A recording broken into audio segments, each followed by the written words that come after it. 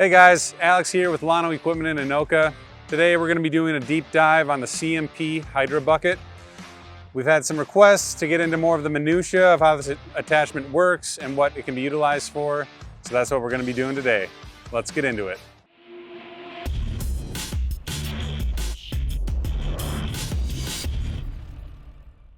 First off, let's go over the components again. This attachment's going to be two attachments in one. First, your heavy-duty bucket for moving material and digging in the dirt. And then your second attachment, it's going to be your soil conditioner with a bi-directional drum on the back heel outfitted with ultra-hard carbide teeth. It's going to have oversized ball bearings that are triple sealed to help protect from the elements.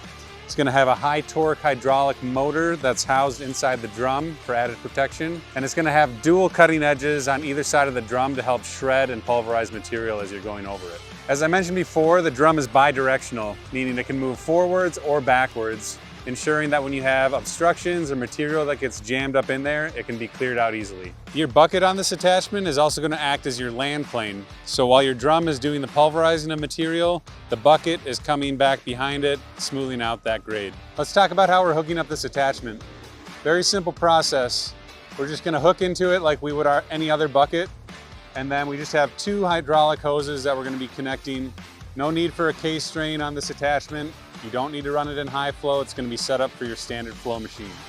One note I want to make about when you're taking this attachment off, make sure you are disconnecting your hoses before disconnecting from the bucket, because the last thing you want to do is pull away while your hoses are still attached, causing them to rip out, ruin fittings, and then you're stuck leaking hydraulic fluid.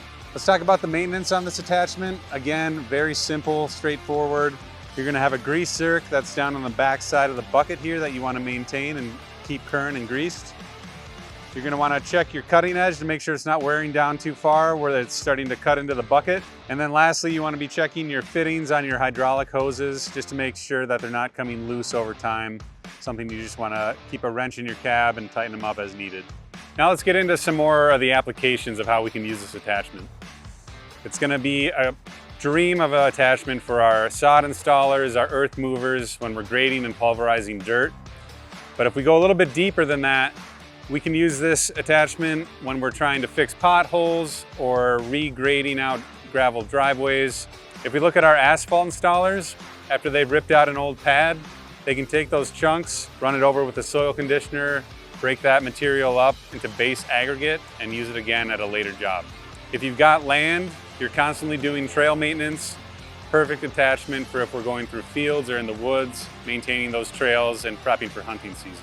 It's a versatile attachment, compact in size, and made by a reliable company that's constantly developing new and creative attachments. All right, so for hooking up this attachment, we've got our two couplers here, a male and female flat-faced. We're just gonna find our counterparts on the machine and just press in. It's gonna click in. Other one, line it up, and we're ready to go. Then we'll turn on our auxiliary switch when we're actually running the attachment, and that's going to allow us to engage the drum roller on the back side. All right, if we get down close to the attachment here, we can see the outside of the hydraulic motor that's protected here, and then we can also see our grease point. Make sure you're doing that daily and keeping up with that maintenance. As I said again, when we're looking at maintenance, keeping an eye on your cutting edge, which is going to be bolted onto the end of the bucket. Make sure that's not getting worn down so far that you're starting to wear into the bucket. We want to be wearing down the edge. Replacing that is going to be a lot more cost effective than having to replace the whole bucket.